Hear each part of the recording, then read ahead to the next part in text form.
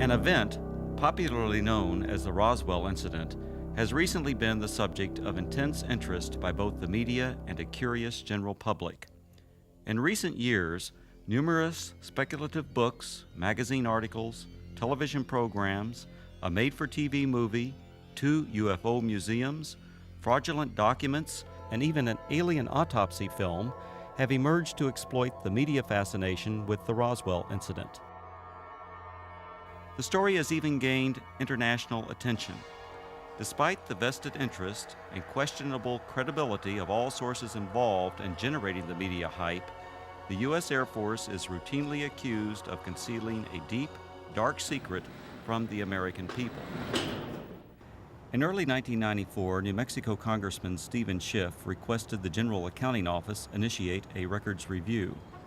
The purpose of this review was to determine if the U.S. Air Force or any other U.S. government agency possessed information on an alleged crash near Roswell, New Mexico in July 1947 of an extraterrestrial vehicle and its alien crew. In response to the GAO probe, the Secretary of the Air Force directed a comprehensive search for records.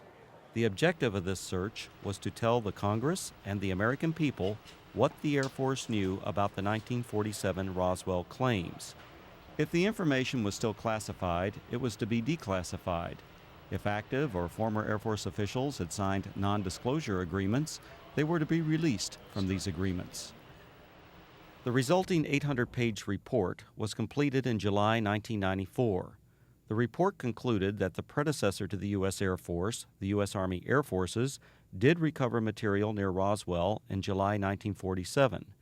What was recovered was not the remains of an extraterrestrial spacecraft and its alien crew, but debris from a then classified Army Air Forces research project codenamed Mogul. Begun in 1946, Project Mogul was a top-secret attempt to acoustically detect suspected Soviet nuclear explosions and ballistic missile launches.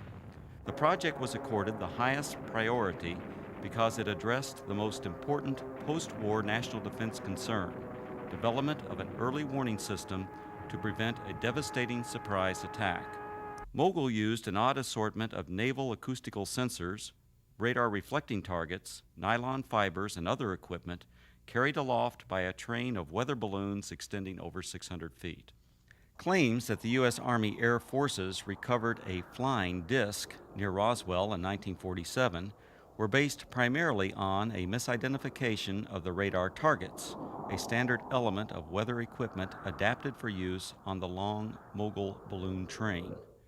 In June 1947, the oddly constructed radar targets were found by a local rancher who later reported the equipment as a flying disc.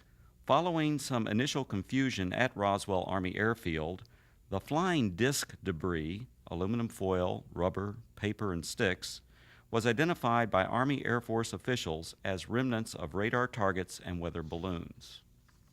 With the positive identification by the Army Air Forces of the debris recovered by the rancher, events that occurred in 1947 were officially resolved and largely forgotten. Initially, the Roswell incident consisted only of accounts of the recovery of a flying disc. In 1947, there were no claims of alien bodies associated with the Roswell incident. The recovery of alien bodies became part of the Roswell story during the late 1970s, with other claims being made in the 1980s and 1990s. These later-day revisions to the Roswell story were often based on anecdotal accounts from second- and third-hand witnesses collected by UFO enthusiasts 40 or more years after the actual event. The same anecdotal accounts that refer to bodies also describe large-scale field operations conducted by U.S. military personnel using an assortment of military vehicles and aircraft to recover crashed debris supposedly from an extraterrestrial spaceship. Military personnel were allegedly led by an angry, red-headed captain, threatening those who witnessed the operation with imprisonment or death if they revealed what they observed. The popular Roswell story contends that the bodies, once recovered, were allegedly transported under tight security to the base hospital at Roswell Army Airfield for autopsy. At the hospital, the angry red-headed captain was again allegedly observed threatening civilians. Following the purported autopsies, the alien bodies were supposedly transported to Wright Field, Ohio, now Wright-Patterson Air Force Base, for further processing and storage. This summarizes the Roswell Incident scenario as presented by UFO enthusiasts. On the surface, this explanation may appear plausible to some. However, things are not always as they appear. The reports of bodies were only briefly discussed in the 1994 Air Force report because the search for records from 1947, the year of the alleged incident, did not yield any data to support a 1947 claim of alien bodies. However, following the release of the 1994 report, additional research uncovered information which explains some of the claims of alien bodies associated with the Roswell incident. From the additional research, a second report was written which critically examined the anecdotal claims and descriptions of flying saucers, aliens, and reports of unusual Air Force activities in the New Mexico desert. This in-depth examination revealed that many of these claims were reasonably accurate descriptions of Air Force activities. Some of the claims that refer to bodies are most likely misperceptions by uninformed persons of unclassified and widely publicized Air Force scientific achievements of the 1950s. However, other descriptions of bodies appear to be exploitation of Air Force members killed or injured in the line of duty. The following are the 5 main conclusions contained in the second report.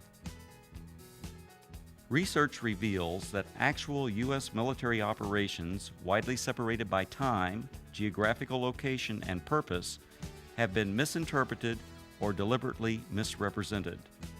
These misrepresentations collectively created what is known as the Roswell Incident. UFO proponents failed to establish accurate dates of reported eyewitness accounts, in some instances by more than a decade. In addition, they erroneously linked all these accounts to the actual 1947 recovery of Project Mogul equipment. Eventually, these misrepresentations transformed a series of verifiable Air Force activities into what some have described as the extraterrestrial event of the millennium. Reports of aliens in the New Mexico desert were actually anthropomorphic test dummies that were carried aloft by Air Force high-altitude research balloons. Critical examination of alleged alien sightings consistently matched the physical characteristics of these dummies, as well as where and how they were used. Vince, that new dummy cam is great. Yeah, it'll sure give people a whole new outlook on what it's like when you don't wear a safety belt.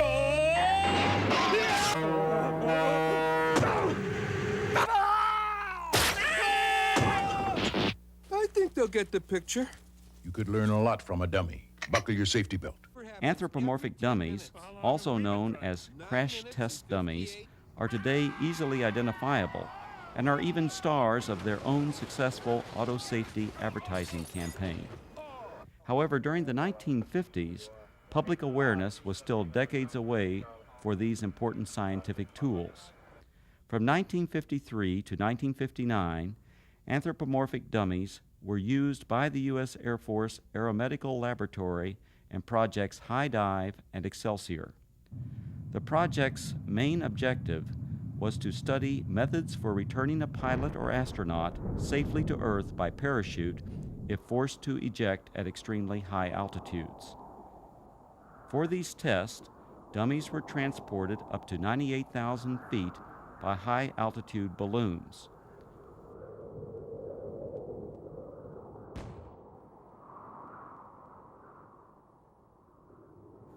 The dummies were released for a free-fall period, during which body movements and escape equipment performance were recorded by a variety of instruments.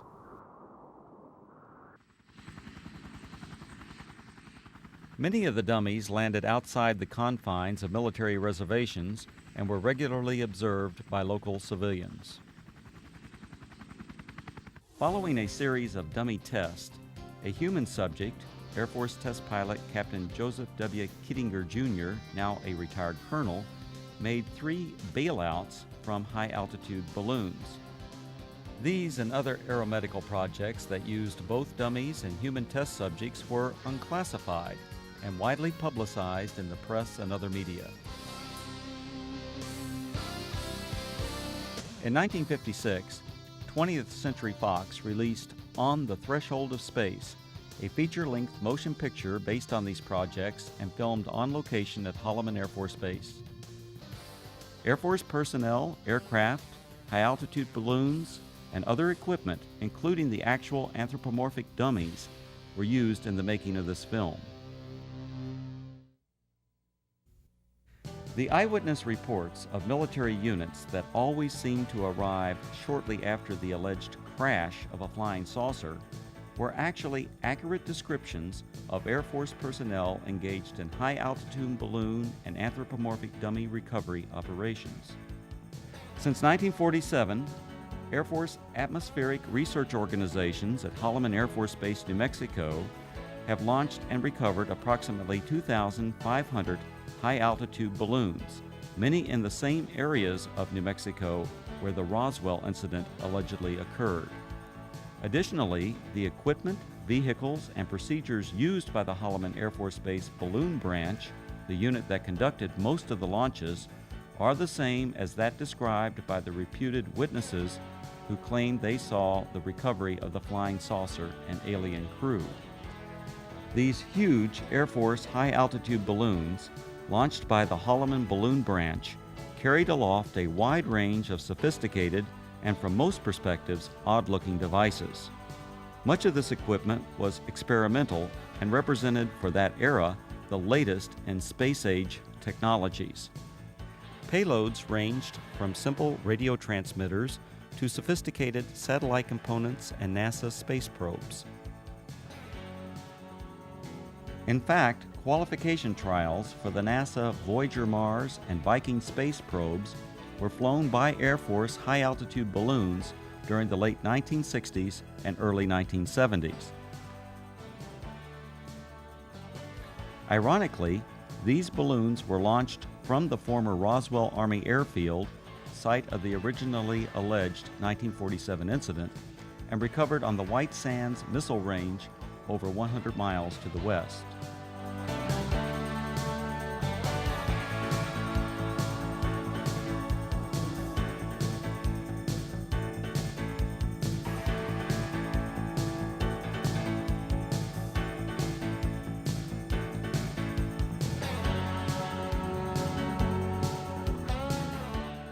Recovering the balloon payloads was essential for accomplishing the scientific objectives of the high-altitude balloon program.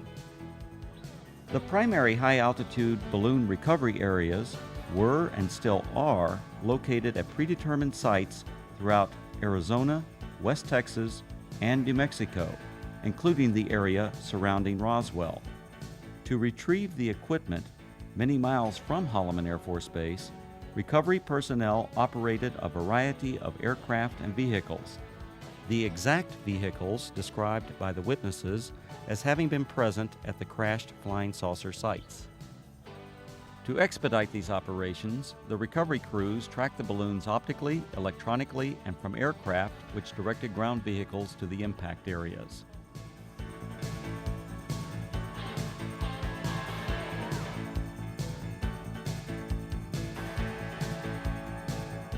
In several of the Roswell accounts, unsubstantiated allegations asserted that military personnel who retrieved equipment from rural areas of New Mexico intimidated and threatened civilians on the scene.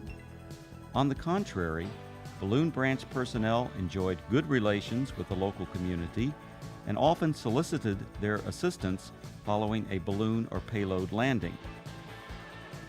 In the course of their activities, recovery personnel rented or borrowed tractors, bulldozers, snowmobiles, and even pack mules from local residents. The payloads, parachutes, balloons, and circling chase aircraft often draw crowds of curious onlookers from the local community. In fact, so many civilians are often present at balloon or payload landing sites, the scenes were once described by balloon branch personnel as being like the circus coming to town. Here's what it looked like this afternoon, floating from east to west over town. It was way up there, all right, some 25 miles over our heads, the Air Force later told me. The giant helium-filled balloon eventually collapsed, falling to earth like 1,000 pounds of cellophane, landing on the Gila Indian Reservation southwest of Phoenix. A short while later, we spotted this, a large parachute, perhaps 100 feet across. Dangling beneath it was some sort of a silver box that made a rather hard landing. This is what had been attached to that balloon, we would later find out. There were no markings on it, no way at all of telling what it was. Then the Air Force pulled up. Excuse me, we don't mean to be too nosy, but about 1 million people in Phoenix are dying to know. What is it? What is it? Yeah. This is a scientific payload that was launched from Holloman Air Force Base in New Mexico. How far are we? About 400 miles? Okay, it went up to approximately 125,000 feet in the air, carried aloft by an 11 million cubic foot balloon. So there you have it, an Air Force experiment to gather information on gases in the upper atmosphere. Thank goodness it was one of ours. Len Clements, News Center 10. In addition to high-altitude balloons, the Holloman Balloon Branch also launched low-altitude tethered balloons. These tethered balloons may have inspired at least one account of an alien craft associated with the Roswell Incident. In a popular book, the authors present a drawing of a crashed spaceship, allegedly given to them by an anonymous witness.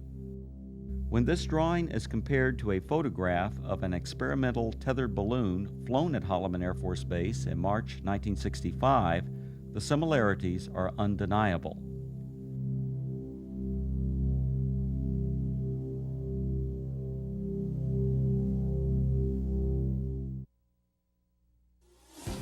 The red-headed captain was probably Captain Joseph W. Kittinger, Jr.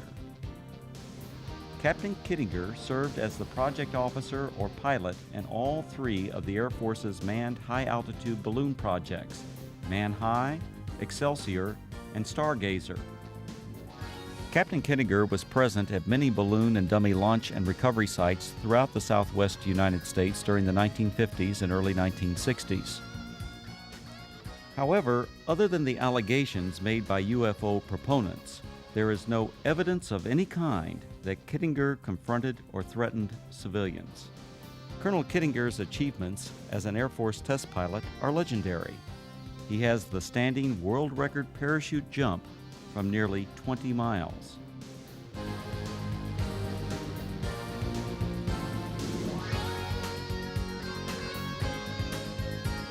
Later, he went on to serve 3 combat tours in Southeast Asia and is credited with an aerial victory while engaged in combat over North Vietnam.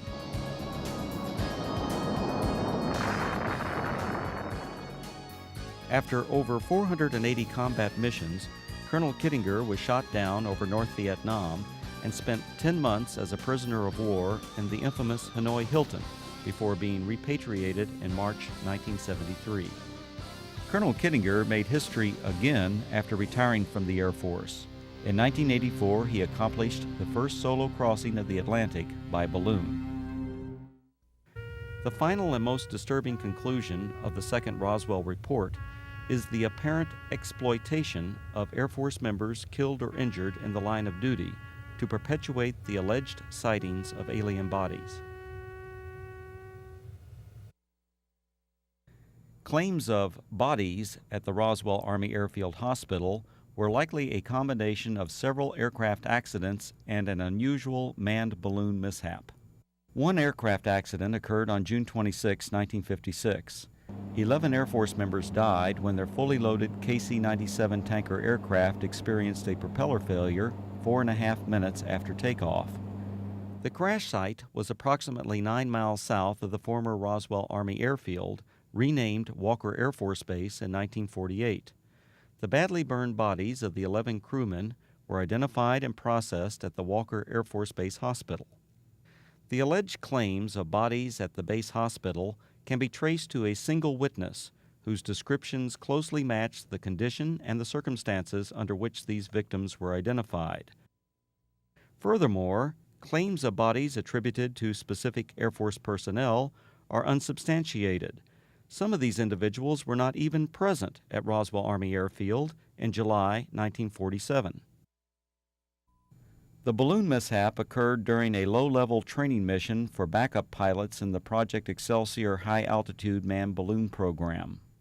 This unusual accident occurred approximately 10 miles northwest of Walker Air Force Base on May 21, 1959. One of the three crewmen, Captain Dan D. Fulgham, now a retired colonel, was injured during landing. Following the mishap, Captain Fulgham and the other balloon crew members were transported to the Walker Air Force Base Hospital via a chase helicopter that followed the training mission for emergency purposes. Upon arrival at the highly secure Strategic Air Command base, the balloon crew was met by armed Air Force security personnel who remained with the crew until their identities were confirmed. As the Excelsior project officer and instructor pilot for this mission, the red-headed Captain Kittinger accompanied the balloon crew to the hospital. At the Walker Air Force Base Hospital, Kittinger and Fulgham were apparently observed by individuals who later related this unusual incident.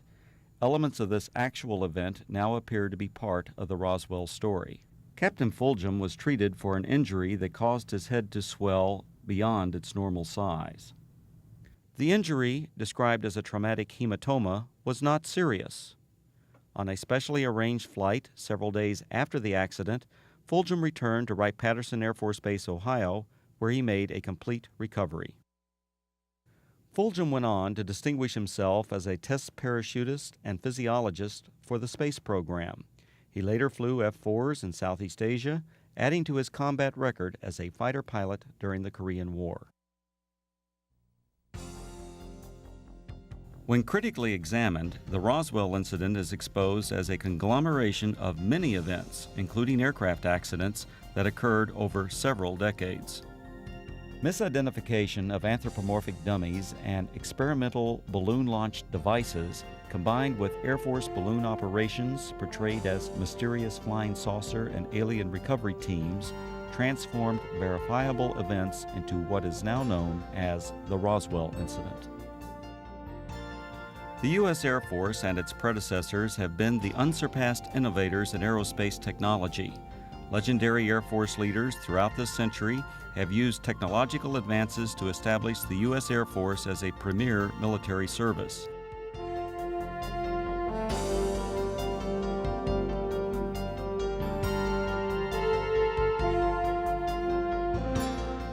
The facts presented in the reports examining the so-called Roswell incident did not reveal it to be a dark secret or government cover-up as persons unacquainted with Air Force technologies proclaim.